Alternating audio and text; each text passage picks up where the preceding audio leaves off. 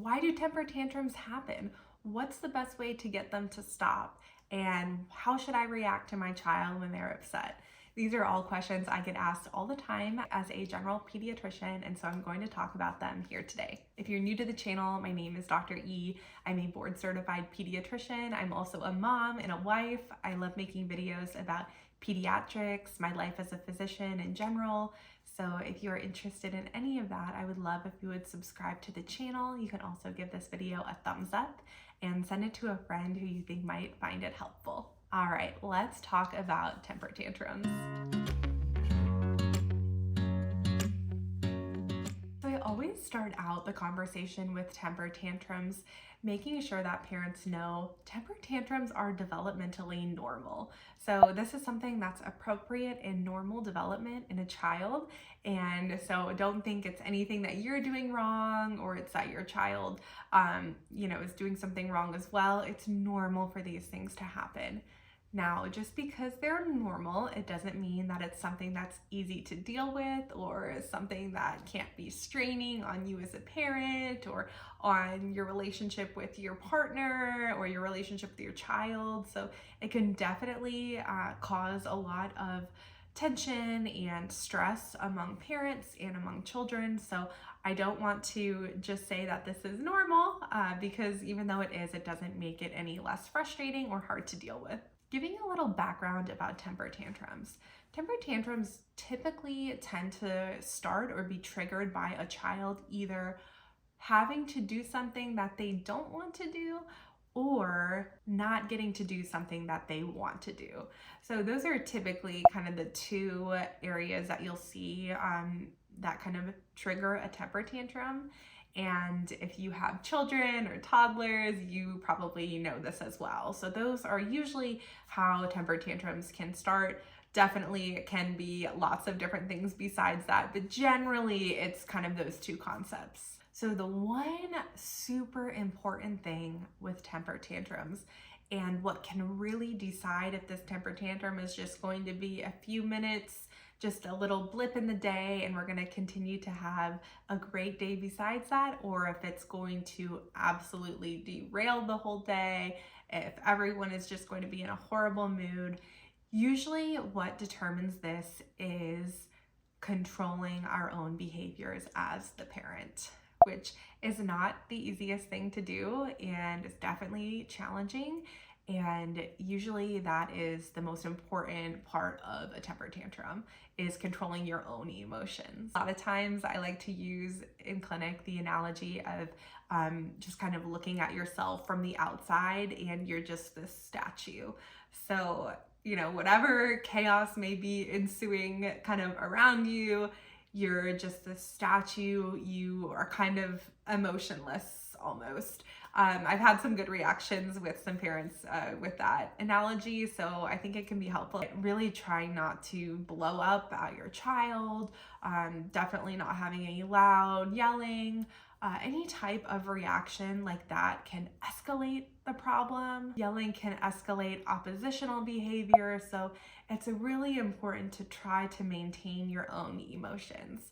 Now, I'm not saying I'm perfect. I'm not saying that this is very easy to do, but it is something that we should all kind of try to do when our children are having these tantrums in order to have the best outcome. Another important concept when it comes to temper tantrums is trying to avoid triggers. Now, this is hard, especially in the beginning, because you might not know what your child's triggers are. Triggers can definitely change from child to child. It can change from family to family. So what might trigger one child might not trigger the other, and vice versa. If they're always really crabby and cranky when it's nap time, or they're always really grumpy when they wake up from their nap, trying to keep that in mind when you're planning the day in order to set them up for success. If you're planning something right after they wake up from a nap and they're always grumpy, probably not the best idea and would probably set you up for a temper tantrum. For kids, depending on their developmental level and kind of how they can comprehend things, sometimes it's helpful to kind of lay out the day for them. So to tell them, first we're going to do this, and then we're going to go here, and then we're going to do this, and we're going to see this person, and kind of giving them a visual so they at least aren't surprised by something can be really helpful. This is obviously a little bit more helpful in older kids who can really understand and comprehend that. On the topic of expectations, I think it's really important to lay down clear expectations too. This is obviously more for older children. This isn't going to be probably that helpful for like a 1-year-old, but laying down our expectations. So if you are going to the grocery store, setting the expectation that everyone needs to stay in the cart, or that we are not going to be buying toys from the toy aisle, or kind of giving them whatever tends to trigger the tantrum, giving them that expectation before we even get there, that we are not going to be going down, the candy aisle or whatever it is, trying to lay out the clear expectations before the actual event or the day happens.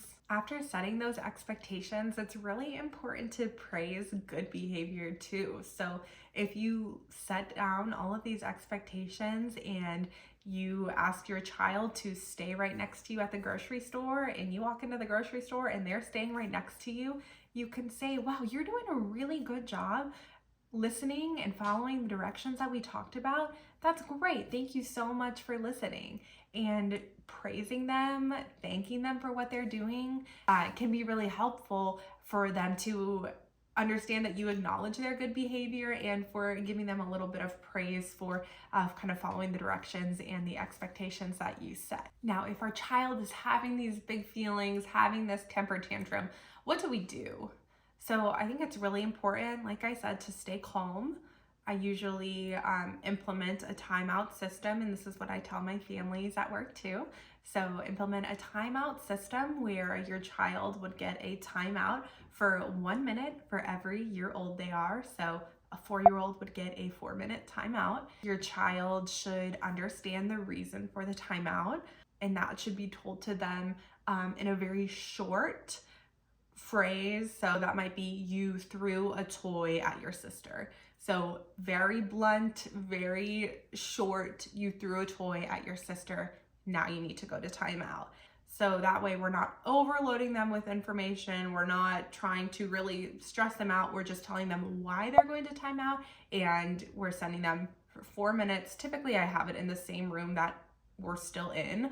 If there's siblings or anything like that that could be causing additional issues or stuff like that, then maybe a separate room, but I think it's nice to just have them in the same room. So going to their timeout, having a few calm minutes to really calm down, and then kind of regrouping. After the timeout is a good time to talk about, kind of the consequences of what they did. You threw a toy at your sister, it could have hit her head, it could have hurt her. So kind of giving them a reason why afterwards, but really it shouldn't be discussed before the timeout, and it shouldn't be discussed during the timeout. One of the last kind of practical tips I like to give parents when it comes to temper tantrums, giving children options can be really helpful.